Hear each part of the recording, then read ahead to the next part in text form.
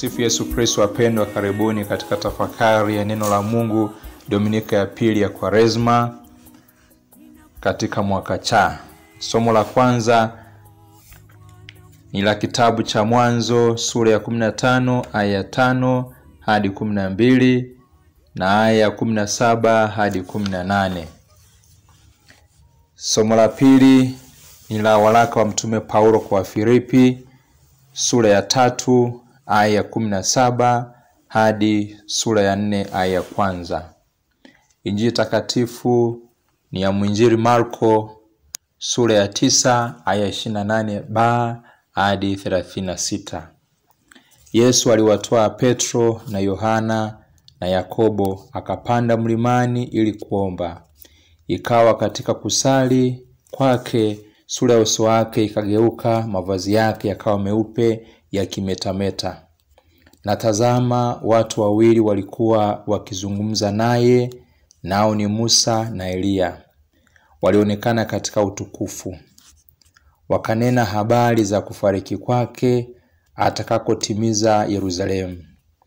Petro na wale waliokuwa pamoja naye walikuwa wamelemewa na usingizi, lakini walipokwisha amka walikuona utukufu wake na wale wawili waliosimama pamoja naye. Ikawa hao walipokuwa wakijitenga naye, Petro akamwambia Yesu, Bwana mkubwa, ni vizuri sisi kuwepo hapa, na tufanye vibanda vitatu, kimoja chako wewe na kimoja cha Musa na kimoja cha Elia. Hali hajui asemalo. Alipokuwa akisema hayo, litokea wingu likawatia uvuli, wakaogopa walipoingia katika wingu hilo. Sauti ikatoka katika wingu ikisema, huyu ni mwanangu mteule wangu, msikieni yeye. Na sauti hiyo ilipokwisha, Yesu alionekana yu peke yake.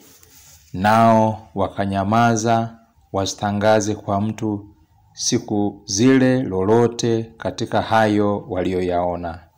Neno la Bwana. Sifa kwako, Kristo. Wakati na tafakari injili ya leo, nikakumbuka tukio moja ambalo baba mmoja na watoto wake watatu, mmoja darasa la 4, wa pili darasa la 5 na watatu darasa la 7, walitembelea shule ya sekondari ya Kwauso iliyojengwa kwa heshima ya uso mtakatifu wa Bwana Yesu. Tukawatembeza kwenye mazingira ya shule, madarasani, mabwenini, huku wakifurahia kupanda na kushuka ngazi za magorofa ya majengo hayo. Wakaingia bwaroni, kanisani, na kisha kuoneshwa nakala ya sanda ya Yesu ya Torino. Mtoto wa darasa la 4 akamvuta mkono baba yake, akamwinulia macho, akamwambia, baba, si utuhamishie hapa? Baba yake akatabasamu akasema, naona umeipenda kweli shule hii. Kwa sasa haiwezekani mwanangu. Kuishi hapa kwanza lazima umalize masomo yako ya elimu ya msingi, kisha utafanya interview, ukishinda ndipo utajiunga na shule hii. Basi nendeni mkazane na masomo yenu ili siku ikifika muweze kushinda interview zenu. Kwani hapa kwa taarifa yenu kuna ushindani mkubwa. Leo katika injili tumesikia Yesu anawatoa Petro, Yakobo na Yohana, anapanda mlimani kwenda kusali. Na akiwa katika kusali aliingia katika utukufu wake. Petro anatamani wabaki katika utukufu huo, lakini muda wake ulikuwa bado. Kama baba alivyowaambia wanae, kwa sasa haiwezekani, kwanza rudini mkamalize elimu yenu ya msingi na mjifunze vizuri ili muweze kufaulu interview zenu. Hapa kuna ushindani mkubwa. Katika injili ya Luka hataji jina la mlima Tabor ili kusudi asijikite zaidi kwenye mazingira ya mlima wa kijiografia, bali teolojia ya mlima. Katika Biblia, mlimani ni sehemu takatifu ambapo mbingu na dunia vinagusana. Binadamu wetu unaingia katika uwepo wa Mwenyezi Mungu katika sala, kupata maelekezo, miongozo, imani, matumaini na mapendo. Unapokuwa katika mazingira haya, basi uko mlimani katika maana ya kiteolojia. Mlimani sehemu ya ufunuo.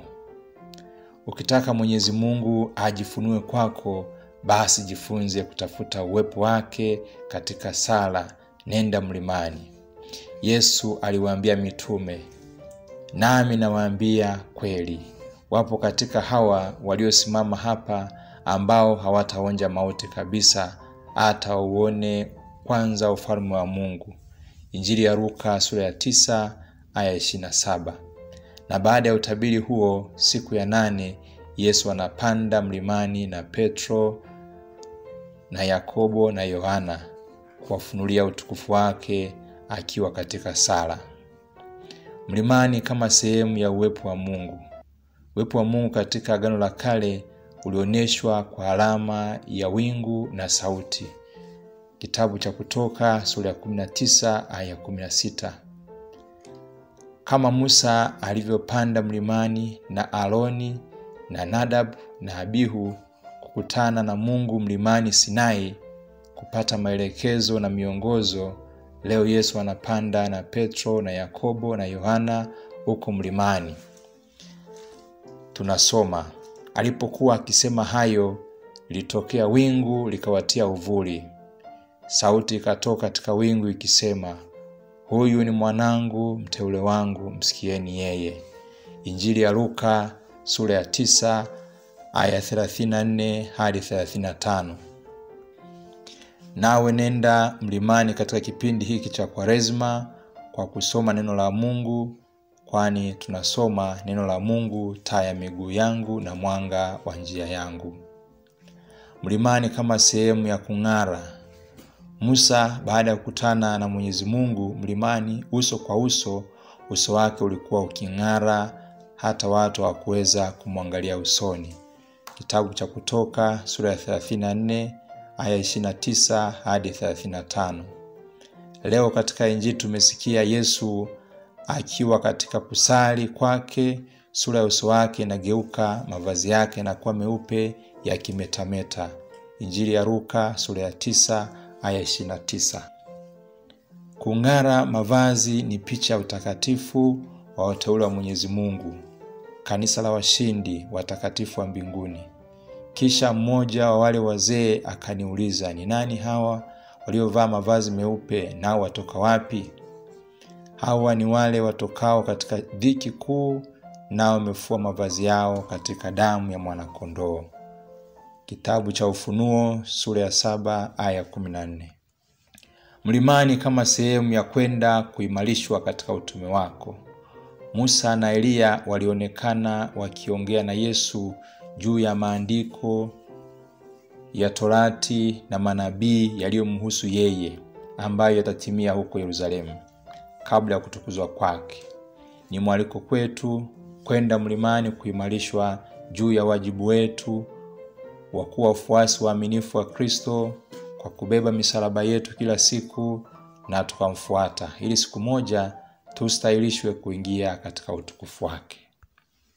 Kupanda mlima ni kufanya matendo mema na kuacha mabaya. Kama tuwekavyo jitihada za kawaida za kimwili kupanda mlima, vivyo hivyo lazima kuweka nguvu kushinda vikwazo vinavyotufanya tushindwe kukutana na Mwenyezi Mungu kileleni katika mlima wake mtakatifu. Kama tusomavyo, ni nani atakayepanda mlima wa Mungu? Ni nani atakayekaa katika patakatifu pake? Ni mtu aliye na mikono safi na moyo mweupe, asiyeuelekeza moyo wake katika upuuzi wala kuapa kwa uongo. Mtu huyo atapokea baraka kwa Mungu na haki yake kwa Mungu Mwokozi wake. Zaburi ya 24 aya 3 hadi ya 5. Tumuombe Mwenyezi Mungu atupe nguvu hasa katika kipindi hiki cha Kwaresma. Tujipatie nguvu za kiroho kwa mazoezi ya sala, kufunga, kutoa sadaka na matendo mema ya kiroho na ya kimwili, ili siku moja tustahili kufikia mlima wake mtakatifu na kuishi naye milele. Awabariki Mungu Mwenyezi, Baba na Mwana na Roho Mtakatifu. Amen. Bwana Mungu wangu, kwa ajili ya makosa yangu, kwa ajili ya makosa yangu, usinihukumu.